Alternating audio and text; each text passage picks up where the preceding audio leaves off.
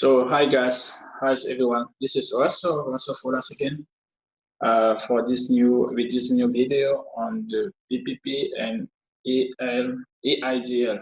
So what are we talking today about? Basically, it's about the end of the PPP. Again, a new end, right? Um, yeah, the PPP is over. The PPP is over.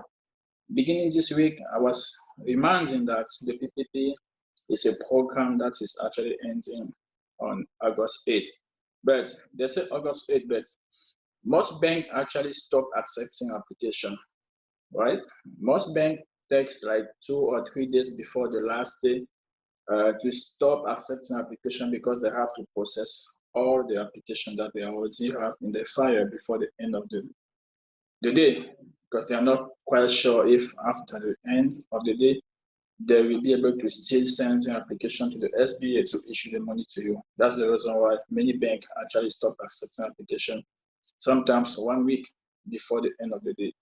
That's the reason why I want to share with you the fact that there is no more hope for small businesses when it comes to the PPP. And that being said, I'm going to share some graphic with you as I'm talking. Yes, exactly. Here we are, and I'm going to share my screen with you so you can see what it's about. Yeah, so basically, here we go. Yes, no more hope. The hope is gone for small businesses when it comes to PPP. Yes, unfortunately, many businesses, since yesterday, have been pushing application, but I'm not even sure if those applications will actually go through. That's the reason why I have to come to you and let you know, because I've been pushing so many applications. I don't have the assurance that it will go through, right? Some may go, some may not. So that's the reason why whenever there is something that has to be done, always anticipate. Do not wait the last minute, right? Do not always wait for the last minute to act. I've been pushing. I have people calling me today to ask what happened. I didn't receive anything. I'm like, I don't know. I submitted the application. It's still pending. We are not sure if it will go through. I told them that. So I do my best. Everybody's supposed to actually contact me in advance, or whatever guidance they need, whoever person they need guidance from, they should contact them in advance. Just like the EIDL that I'm going to be talking about in the next maybe 2 or 3 minutes. Yeah, the PPP is over now. And when I say it's over, it's about those who are still applying. Maybe even today, I'm still trying now to push them in with different bank. Just as a reminder, the PPP goes through the bank. It doesn't go directly the way we do with other application. So we have to do it through the bank. Most of our bank partner actually stopped accepting application, but we never know. So I'm still trying, but I have to let you know that you cannot actually put hope on that by today, because it's actually officially ending tomorrow. Okay, so what does that mean? Maybe one of the banks that we are working with, right? This is what is happening. I think they are overwhelmed with the level of application that they have received already, at the point that even the application that they received long ago, their system is having some type of error messages. So I'm going to share some error messages with you. And this has been happening since yesterday only. The normal process, right? The normal process when this is the one of the bank partner. I don't know, we can even see the name of the bank here. I don't know, I copied. So the normal process is that when you receive a congratulation letter, congratulation email, many people have received it. I know when I'm talking, they know what I'm talking about. When you receive a congratulation letter from the bank partner, what happened? They say congratulations, but they are expecting you to actually come and connect or verify your bank account. Because if I want to explain that small part, is that whenever you apply the PPP, they will send a micro deposit into your bank account, right? That micro deposit, you have to bring that micro deposit into your account with the bank for them to be sure that you are actually the owner of the application. But during that process, your application is being reviewed at the point that you can see here. It says, congratulations, right? I just, I try to.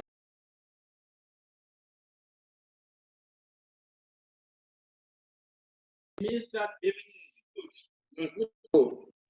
If it wasn't because of your, your bank account that need to be verified, you should get the money.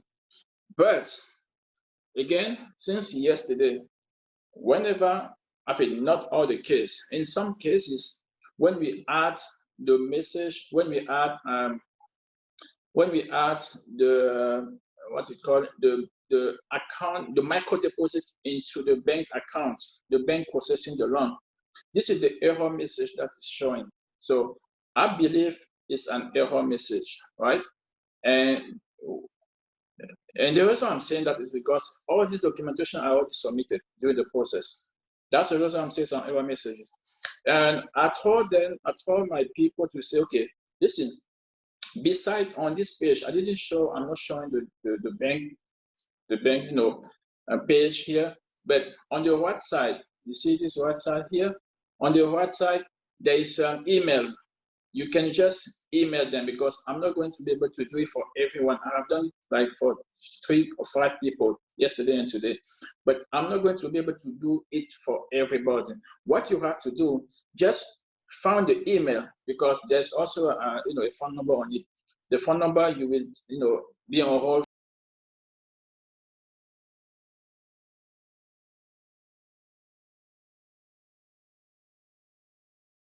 So basically, what I want you to do is what?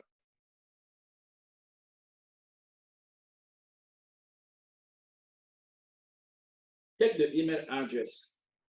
Just send an email.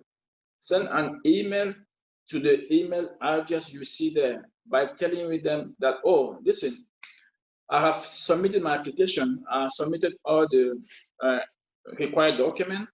At this point, I even received a congratulation letter.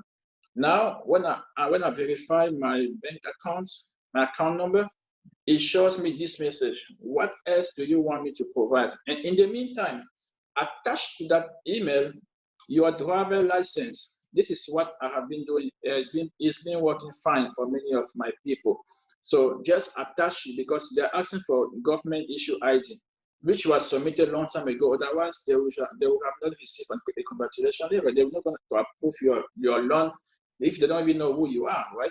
So I believe it's the system that is having a problem, and you're not even able to contact them because they are so overwhelmed with 1,000 calls. Imagine you call, they say you are caller number 865.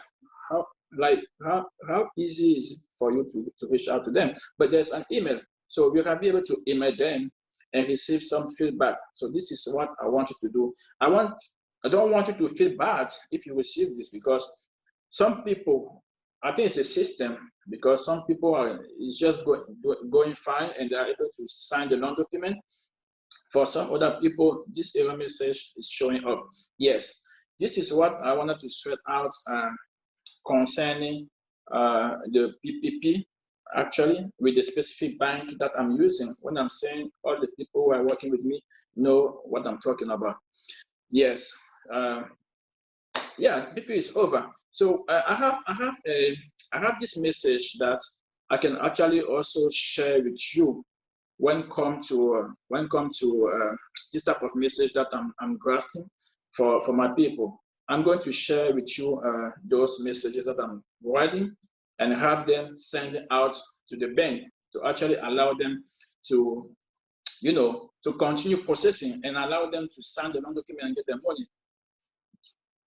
Yeah, so this is basically this is the message that I crafted for them, for the people receiving this error message from the bank. So basically, I'm telling them what I told you guys to remind them what is going on, and have the bank actually whether create an opportunity for you to submit that document again, or just approve your loan disbursement. Yeah, so basically this is what I wanted to share with you concerning the PPP. Of course, we also have, even though the hope is gone for PPP, we still have the possibility for other people to have more hope when it comes to Eidl. Yes, because the Eidl is still running.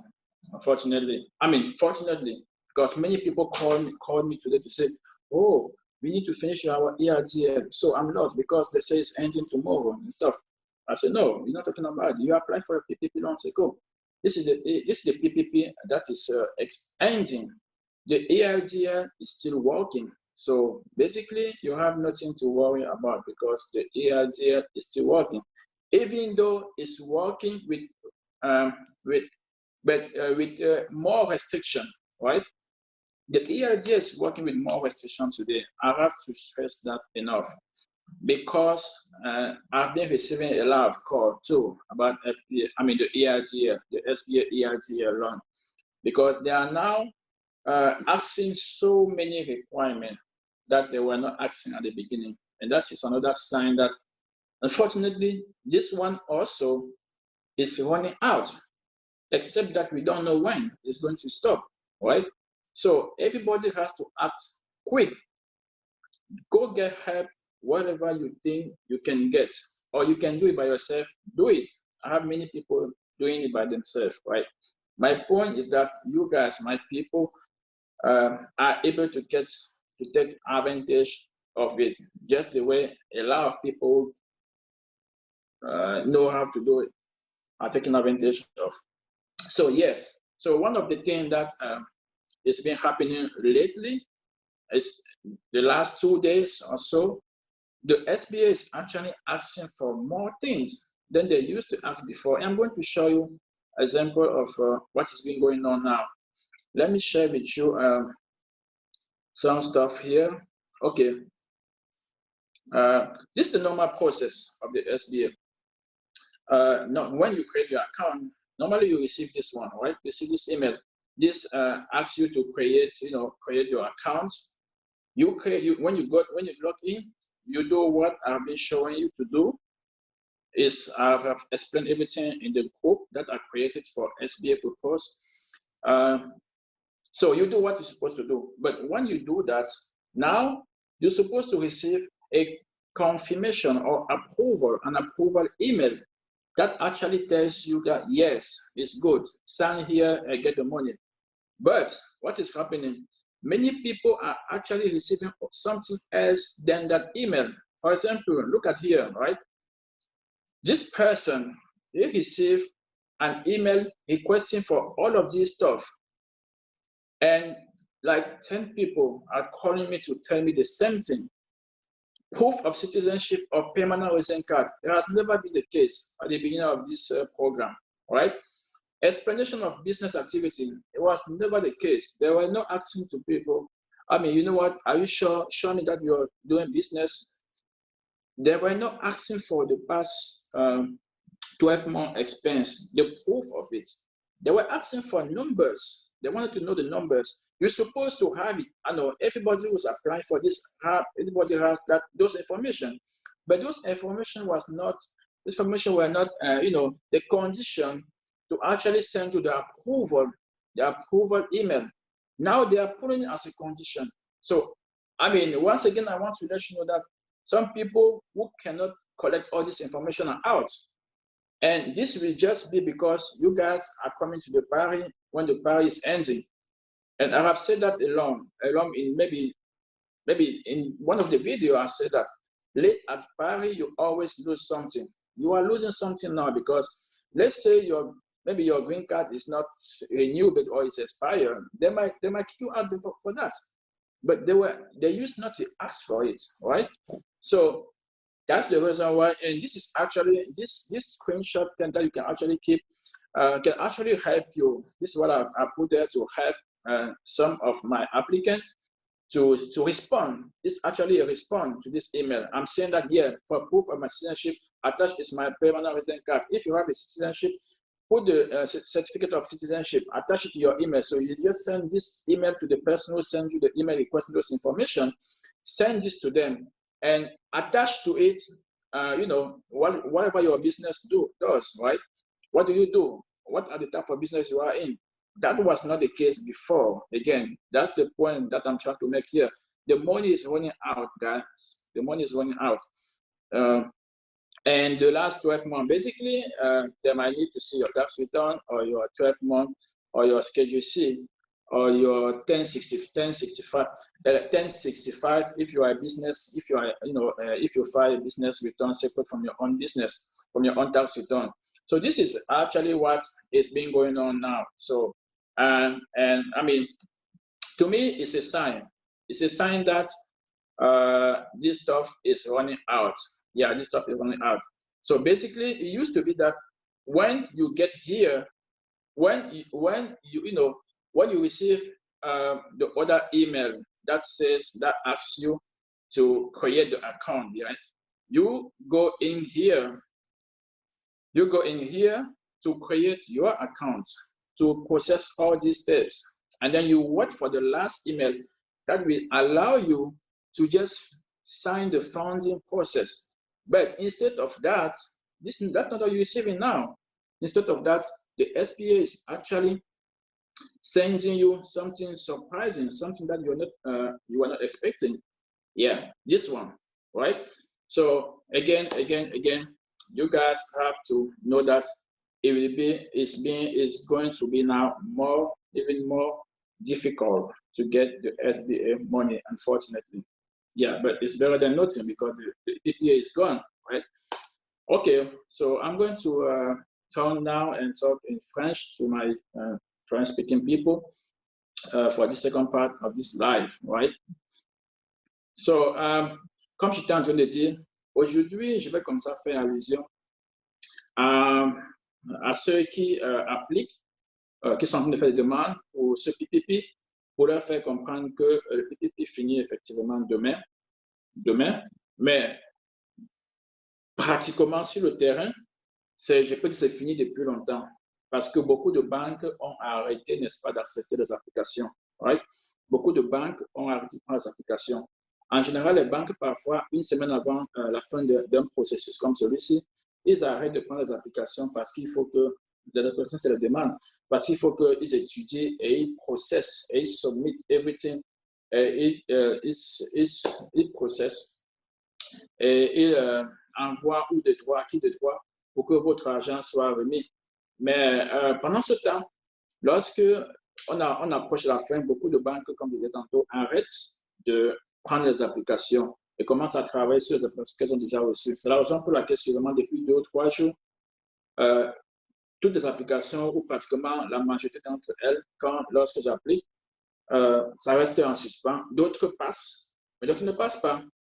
Donc, je ne fais qu'essayer. Aujourd'hui, je continue d'essayer avec d'autres banques, mais la majorité des banques a déjà arrêté de prendre les applications ou encore ne promettent plus de pouvoir vous garantir que votre application sera prise en considération. Donc, il faut que je sois un peu véridique avec vous pour que vous n'ayez pas de mauvaises expectations, comme on dit en anglais, que vous n'attendiez pas à beaucoup de choses et qui n'arrivent pas à grand-chose. Donc, c'est ce que je voulais dire. Donc, que se passait-il avant? Avant, normalement, quand tu appliquais, et même parmi ces banques, il y a une avec laquelle on travaille depuis longtemps. Lorsque tu appliques, même les applications qui sont déjà dans leur système, maintenant, même pour envoyer, c'est-à-dire permettre que l'applicant signe les documents pour pouvoir recevoir de l'argent, certains sont venus recevoir des messages d'erreur. Et c'est ce que je montrais tout à l'heure avec cette image. Ici, vous voyez, on a mis congratulations. Ça veut dire qu'on est en train de féliciter la personne qui a fait l'application. Lui dire, après vérification, nous voyons que vous devez recevoir cet argent. Tout ce qui manque en principe, en général, c'est que quand tu fais la demande, cette banque qui traite ton application doit, n'est-ce pas, t'envoyer ce qu'on appelle micro-deposit, des dépôts dans ton compte, des dépôts qui sont dans l'ordre des cents. Ça veut dire que 2 cents, 4 cents, 25 cents. Et tu dois ramener ce dépôt dans ton account avec la banque qui est en train de procéder au traitement de ton loan, de ton argent. Cependant, avec certains cas, lorsqu'on arrive, on revient et qu'on remet les transactions qu'on a eues dans l'appliquant, dans le compte bancaire de l'appliquant, lorsqu'on les remet dans l'application de la banque qui est en train de faire le traitement du loan, on reçoit ces messages d'erreur. J'appelle ça un message d'erreur parce qu'il n'y a aucune indication de pourquoi c'est là. Lorsque tu es dans le processus, lorsqu'il arrive qu'il faut des pièces justificatives, pièces complémentaires, il y a une boîte de dialogue qui s'apparaît et vous dit le montant et il y a un moyen pour, n'est-ce pas, de cliquer et d'attacher, n'est-ce pas, la pièce justificative dans le système, dans le compte de l'applicant. Et là, lorsque tu le fais, la banque continue de review et puis ils acceptent ou bien ils refusent. Dans ce cas, on l'a déjà fait au point, on a congratulé la personne qui a appliqué. Maintenant, ce message d'erreur arrive. J'appelle ça un message d'erreur. Qu'est-ce que j'ai dit? Qu'est-ce que je conseille aux gens? Maintenant, je le dis solennellement pour que tout le monde le fasse. Pourquoi ne reviennent pas m'appeler pour me dire, OK, qu'est-ce que je vais faire? Je viens de recevoir ça, je l'ai fait moi-même, j'ai reçu ça. Ce qu'il faut faire, c'est tout simplement appeler le numéro. Il y a un numéro qui est à droite de l'écran lorsqu'on est dans la page même de la banque qui étudie la demande de prêt. Il y a un numéro qu'il faut appeler, mais je ne conseille pas d'appeler le numéro parce qu'il y a des centaines, au moins c'est parfois 700, 800 personnes qui appellent au même moment. On te dit d'ailleurs que tu appelles un numéro 856. Ça veut dire que tu peux attendre peut-être 30 minutes, parfois même la ligne va se couper. Donc, ce que je conseille, c'est de, n'est-ce pas, aller sur le message, le email. Il y a un email près du message. Il y a un email. J'ai oublié comment le email s'efface. J'ai oublié comment ça s'appelle le email. Mais il y a un email là que vous pouvez prendre et, n'est-ce pas, écrire, envoyer un mail tout simplement en leur disant, voilà, j'ai fait mon application, j'ai rempli toutes les conditions, on m'a dit ce qu'il fallait faire, on m'a demandé les documents que j'ai produits, finalement, on m'a approuvé. Mais quand je viens pour attacher, pour vérifier mon compte bancaire pour pouvoir recevoir de l'argent, voilà le message que je reçois. Et en même temps, j'ai dû concevoir, n'est-ce pas, un template pour ceux qui reçoivent ce message. Le template, j'ai envie de le retrouver. Le template, le voici, oui, le voici. En fait, qui tout simplement me dit en anglais que, OK, voilà, j'ai appliqué tout, j'ai soumis le document, vous avez étudié, vous m'avez demandé, maintenant vous me demandez encore ma carte d'identité. Comment c'est possible que je n'ai pas posé la carte d'identité alors qu'il fallait ça en premier pour pouvoir étudier mon prêt? Et, by the way, en passant, si vous avez vraiment besoin de cela, indiquez-moi comment faire pour vous les envoyer. Mais je dis, ce que j'ajoute, que je n'ai pas dit ici, c'est que pendant que vous le faites, il faut dans ce email attacher votre carte d'identité, ça ne vous coûte rien. Right? Il faut attacher votre driver license à ceci. Pour qu'en même temps, si c'est une pièce qu'ils voulaient, ils vont retrouver cette pièce-là. Ou bien si c'est un business, ou bien vous avez des documents du business, le papier d'incorporation de votre business attaché à ce email. Parce que c'est apparemment ça qui demande. Même si ça a déjà été soumis, ça ne coûte bien, n'est-ce pas, de l'attacher encore, de la mettre en pièce jointe pendant que vous soumettez, n'est-ce pas, ce email au email qui demandait ces informations-là. Donc, c'est ce que je voulais ajouter ici. En fait, ce n'est pas un email qui demande l'information, au email du Customer Service qui est sur la page de la banque, la page sur laquelle vous observez ce message. Oui. Ce message, à côté de ce message, il y a un email. Il y a un email auquel vous pouvez écrire. Donc, ça, c'est le PPP. Alors, c'est vrai, ça fait beaucoup d'espoirs qui sont perdus pour le PPP parce que c'est un programme, je le dis encore, le PPP, c'est un programme, en fait, qui vous donne de l'argent, mais qui vous dit que cet argent, en principe, c'est de l'argent gratuit. Ça veut dire qu'ils vous donnent un prêt, ils vous donnent le terme du prêt, mais ils vous disent encore comment faire pour que cet argent devienne gratuit, pour que vous n'ayez pas à le payer back. Donc, je ne sais pas pourquoi est-ce que 2 ou 3 personnes devraient même réfléchir. Et j'ai dit tantôt plusieurs fois à mes gens qui m'écoutent de comment reconnaître si on peut être éligible pour le PPP. Donc, je l'ai dit, beaucoup de personnes m'ont contacté, nous les avons aidés. Donc, il n'y avait pas moyen de réfléchir. Qu'importe le moment, qu'importe le montant que tu reçois, n'est-ce pas? Donc, qu'importe le montant que tu reçois, tu ne paies pas parce qu'on te donne ça sous forme de loan, on te donnait. Je ne sais pas si on va étendre, on va prolonger cette durée de vie également, on l'a prolongée une fois. Je doute fort qu'on la prolonge encore. En fait, c'est ce que je souhaite, mais je n'ai aucun contrôle. Donc, c'est juste un rappel pour vous dire, cet argent qu'on vous donne, des gens ont reçu 15 000, 10 000, 20 000, les gens ont reçu beaucoup d'argent sur le PPP. Si de l'argent qu'on vous donnait et que vous avez la possibilité, n'est-ce pas, de ne pas le payer, légalement, on vous le dit, ok? Donc, à côté de ça, il y a encore au moins le Eidl qui est encore fonctionnel, n'est-ce pas? Le Eidl qui est encore fonctionnel, même si ça fonctionne maintenant avec beaucoup de restrictions, j'ai envie de le dire. Parce que lorsque j'observe, et qu'il faut que je le dise chaque fois, lorsque une personne m'appelle pour me dire, oh yeah, j'ai reçu le email comme tu as dit, et puis j'ai fait ce qu'il fallait faire, mais voilà ce que je reçois maintenant. Yeah, c'est en train de fonctionner avec beaucoup de restrictions. C'est la raison pour laquelle je pense que cet argent aussi est en train d'arriver à sa fin. Et malheureusement, ils n'ont pas de délai, ou encore le délai, c'est jusqu'à la fin d'année. Mais la loi, pour que ça puisse fonctionner, c'est que des fonds qui sont mis à la disposition, que lorsque ces fonds tarissent, ils arrêtent. Donc, aujourd'hui que nous parlons, maintenant que nous parlons, demain samedi, il peut arriver que tu as fait l'application et puis on te dit qu'on ne prend plus l'application parce que les fonds sont finis. C'est un peu ça le drame avec ceci. Mais j'ai des signes qui me font croire que ces fonds sont en train de finir.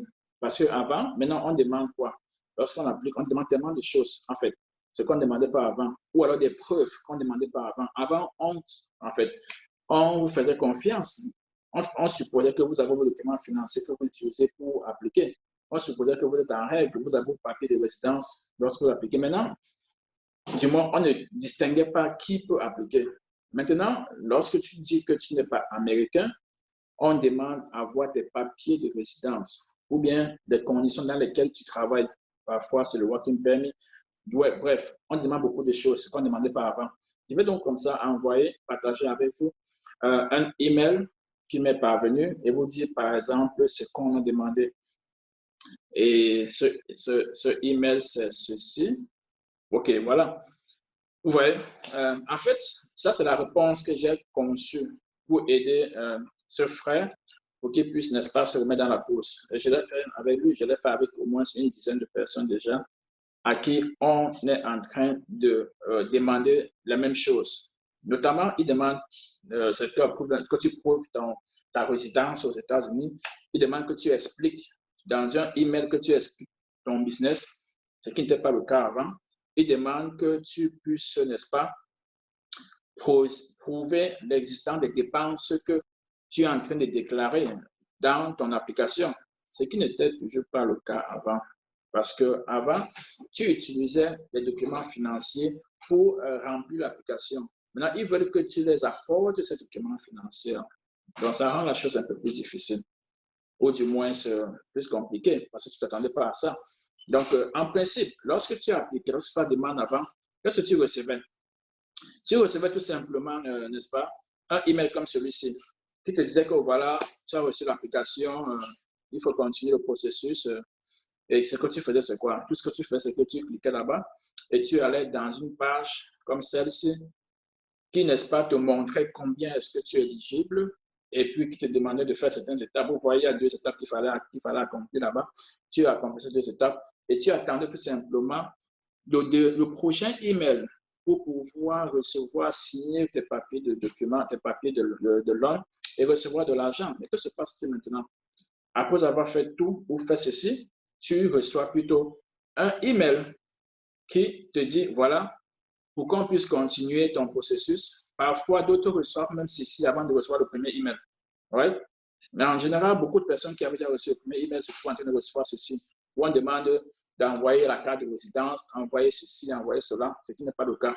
Ça, c'est encore les conséquences, je vais dire comme ça parfois, d'arriver à la fête en retard. Lorsque tu arrives à la fête en retard, il y a toujours des possibilités que tu perdes quelque chose. Right?